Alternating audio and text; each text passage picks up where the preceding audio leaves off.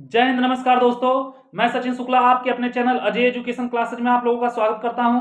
आज हम लोग पढ़ेंगे क्लास 10th के सोशल साइंस का बहुत ही इंपॉर्टेंट क्वेश्चन जो कि बोर्ड पेपर में पूछा जाएगा, क्योंकि हम लोग जितने भी मॉडल पेपर सॉल्व किए हैं, जितने भी क्वेश्चन पढ़े हैं इंपॉर्टेंट, उसमें से 70 से 80% क्वेश्चन फंसते गए हैं।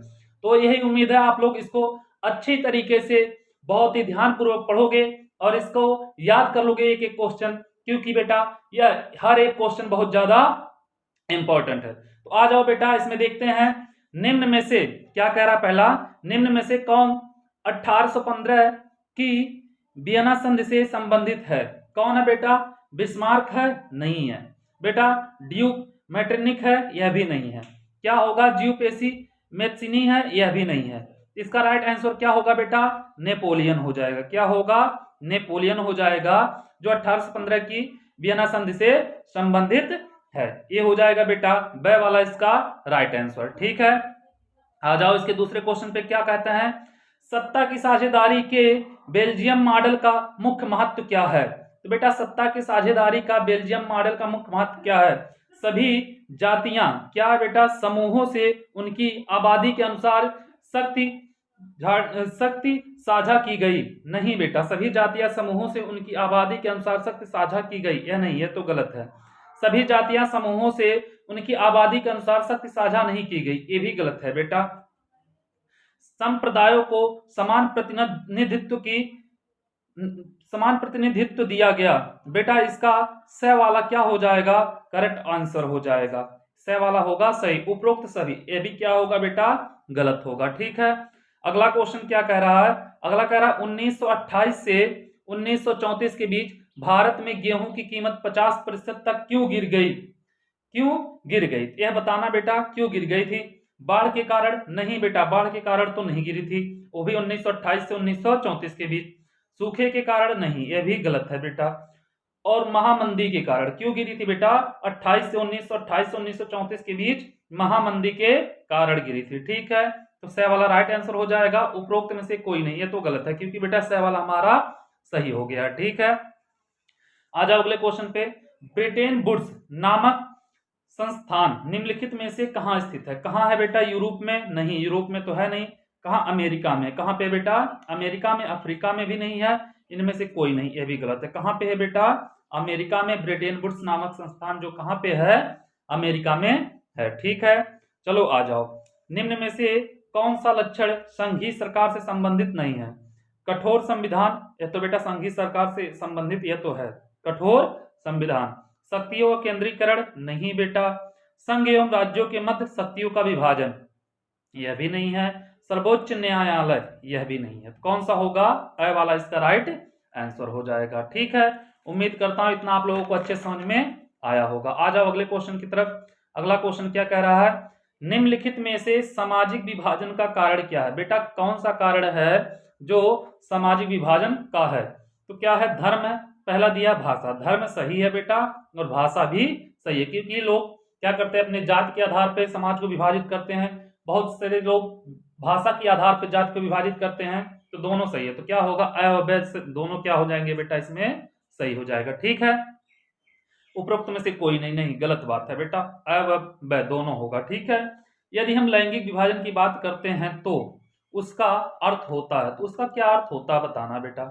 समाज में स्त्री और पुरुष की असमान भूमिका, स्त्री और पुरुष के मध्य जैविक भिन्नता, बालक और बालिकाओं की संख्या में असमानता।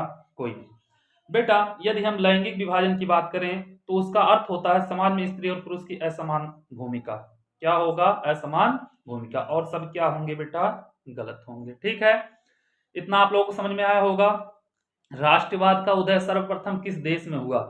हमें बताना बेटा, जो राष्ट्रवाद का उदय हुआ था सर्वप्रथम कहां पे हुआ था, किस देश में हुआ था, यह बताना है।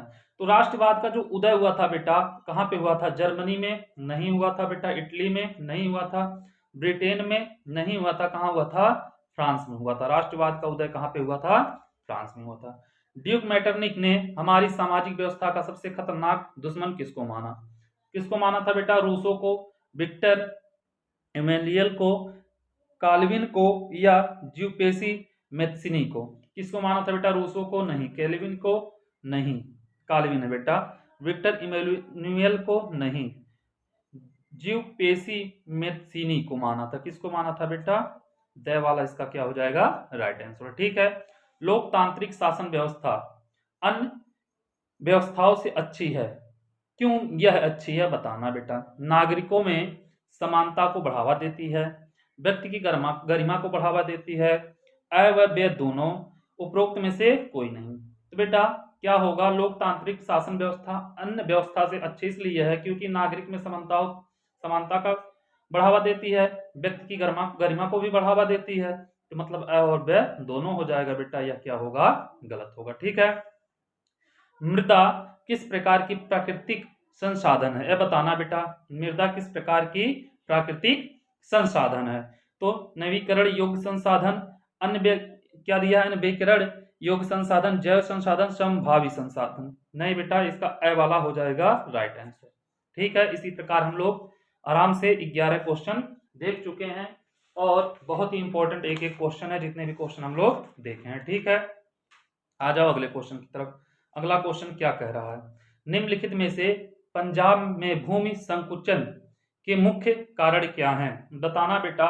पंजाब में भूमि संकुचन है, उसका मुख्य कारण क्या है? गहन खेती? नहीं बेटा। वनोन्मूलन? नहीं है।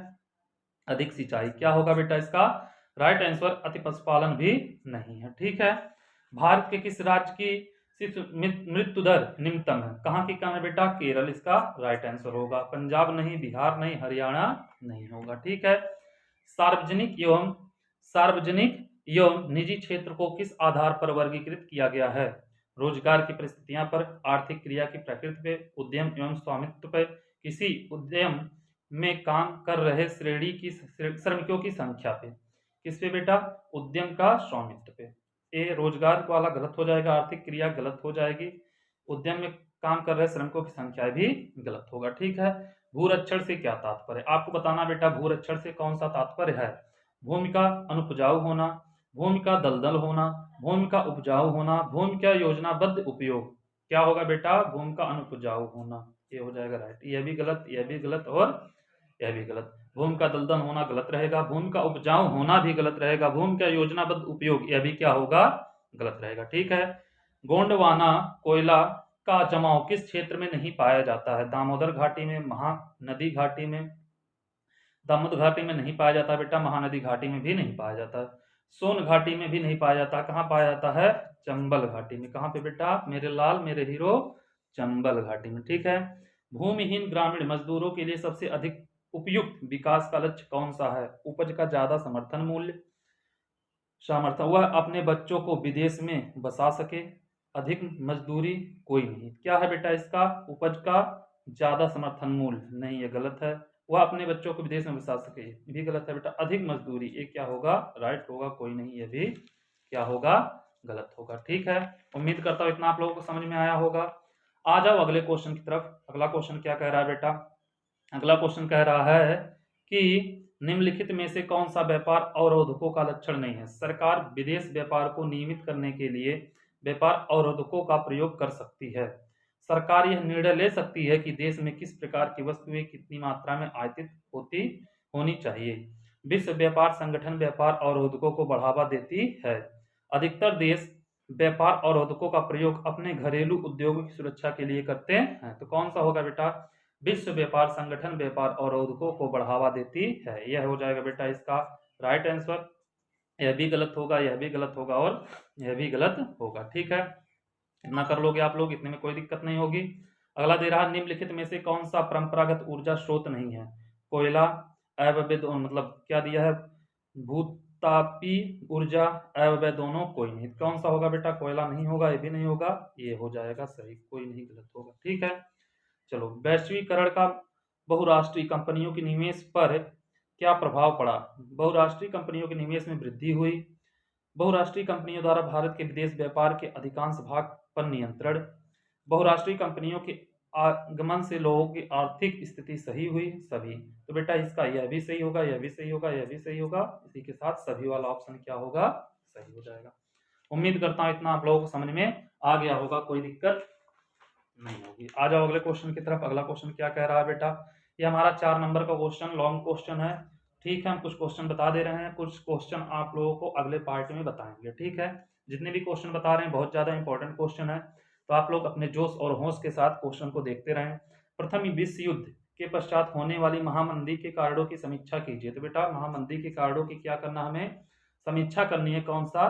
प्रथम विश्व युद्ध जो हुआ था। तो ठीक है बेटा, आर्थिक देखो लिखना क्या, आर्थिक महामंदी का अर्थ किसी देश की ऐसी आर्थिक दशा है जहां उत्पादन में भारी वृद्धि, लोगों की क्रय शक्ति में तीव्र गिरावट और मुद्रा के वास्तविक मूल्य में कमी आ जाए।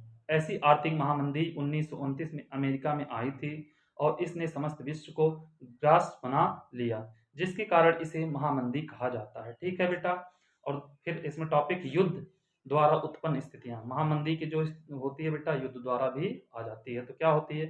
प्रथम युद्ध काल में सेना से संबंधित वस्तुओं की मार्ग में वृद्धि के कारण भारी औद्योगिक प्रसार किए गए। युद्ध के बाद उद्योग अपने समान स्थिति में आ गए। सैनिक व युद्ध संबंधी माल की मांग में तीव्र कमी के कारण आर्थिक महामंदी का जन्म हुआ। ये हो जाएगा बेटा युद्ध द्वारा उत्पन्न स्थितियां, कौन सी? महामंदी वाला। ये हो जाएगा बेटा हमारा, लिख लोगे आप लोग। चलो आ जाओ अगले क्वेश्चन की तरफ। क्या कह रहा है? कृषि में अधिक उत्पादन, इससे भी होता है बेटा।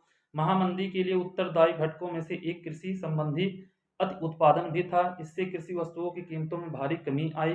कीमतें घटने से कृषि संबंधी आय भी घट गई, जिसके कारण किसानों ने अपना उत्पादन बढ़ाने की कोशिश की ताकि वह अपनी समस्त आय स्तर को बनाए रखने के लिए भारी मात्रा में उत्पादों को बाजार में ला सके। इससे बाजार में कृषि उत्पादकों की आमद बढ़ी, कीमतें और नीचे चली गई और खरीदारों के अभाव में उपज सड़ने लगी।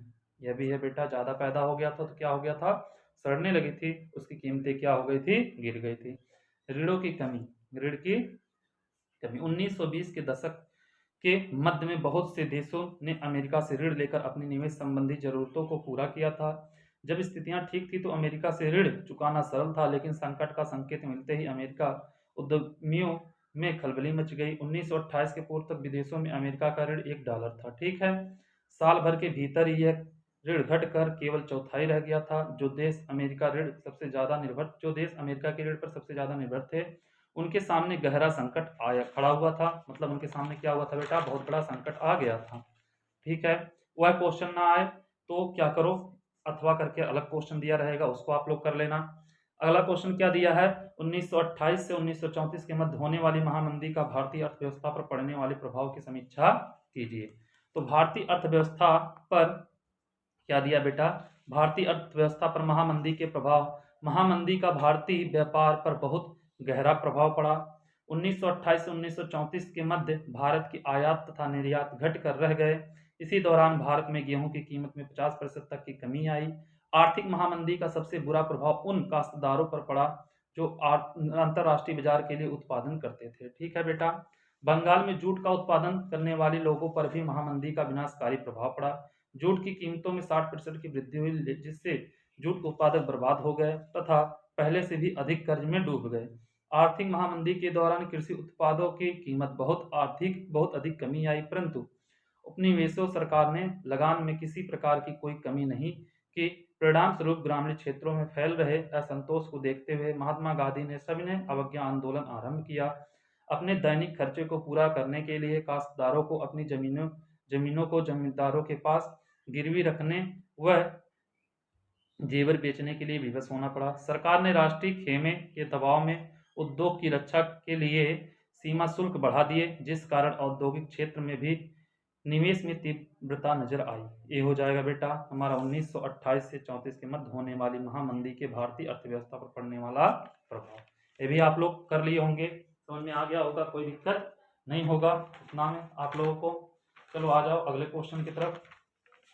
अगला क्या है बेटा? अगला कह रहा है कि सत्ता की साझेदारी लोकतंत्र की आत्मा है। यह बताना हमें 4 नंबर में क्वेश्चन पूछा जाता है बेटा, बहुत ही इंपॉर्टेंट क्वेश्चन है। इस कथन की विवेचना कीजिए। ठीक है, प्रत्येक समाज में सत्ता की साझेदारी की जरूरत होती है, भले ही वह छोटा हो। क्या हो बेटा? भले ही वह छोटा हो, लेकिन सत्ता की साझेदारी होना जरूरी है।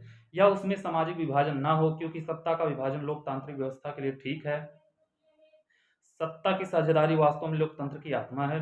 लोकतंत्र का आशय होता है कि जो लोग इस शासन व्यवस्था के अंतर्गत हैं, उनकी भी सत्ता को बांटा जाए और लोग इसी प्रकार रहें। वैध सरकार वही है जिसमें अपनी भागीदारी के माध्यम से सभी समूह शासन व्यवस्था में सम्मिलित होते हैं। सत्ता को अपनी नीतियां निर्धारित करने से पूर्व सर्वजन सुख सुखाय की भावना समाहित करनी आवश्यक है। इसलिए लोकतांत्रिक शासन को सर्वश्रेष्ठ माना जाता है, जिसमें अधिक से अधिक लोगों की साझेदारी प्रतिभागिता हो। इससे प्रत्येक समूह को प्रशासन का अंग समझता है तथा सफलता हेतु प्रयासरत रहता है। ठीक है बेटा, अगर यह क्वेश्चन आपको नहीं आ रहा है, एक और दिया रहता है। ठीक है, जाति में राजनीति एवं राजनीति में जाति की भूमिका की विवेचना कीजिए। तो बेटा जाति में राजनीति की भूमिका का विवेचना करना। ठीक है, तो आ जाओ करते हैं, देखते हैं। हर जाति खुद को बड़ा बनाना चाहती है, कोई भी जाति हो बेटा खुद को बड़ा साबित करना चाहती है। अतः पहले वह अपने समूह के जिन उपजातियों को छोटा या नीचा बताकर अपने से बाहर रखना चाहती थी, अब उन्हें अपने साथ रखने की कोशिश करती है। चूंकि एक जाति अपने दम पर सत्ता पर कब्जा नहीं कर सकती, इसलिए वह ज्यादा राजनीतिक ताकत पाने के लिए उनके बीच संवाद और मोल तोल होता है। ठीक है, अब बाबू जात हो गया, राजनीति में जाति की भूमिका। राजनीति में जाति की भूमिका देखो, जब पार्टियां चुनाव के लिए उम्मीदवारों के नाम तय करती है तो चुनाव क्षेत्र में मतदाताओं की जातियों के हिसाब ध्यान में रखती है ताकि उन्हें चुनाव जीतने के लिए जरूरी वोट मिल जाए। ठीक है बेटा, जब सरकार का संगठन किया जाता है तो राजनीतिक दल इस बात का ध्यान रखती है कि उसमें विभिन्न जातियों और कबीलों के लोगों को उचित जगह दी जाए। राजनीतिक पार्टियां और उम्मीदवार समर्थन हासिल करने के लिए जातिगत भावनाओं को उकसाते हैं। इसी कारण कुछ दल कुछ जातियों के मददगार और प्रतिनिधि के रूप में देखा जाता है। ठीक है बेटा, इतना हम लोग कर लिए। इसके आगे के क्वेश्चन अगले वाले वीडियो में करेंगे। आप लोग जितना हो सके चैनल को शेयर करिए और सब्सक्राइब कराइए। Thank you so much.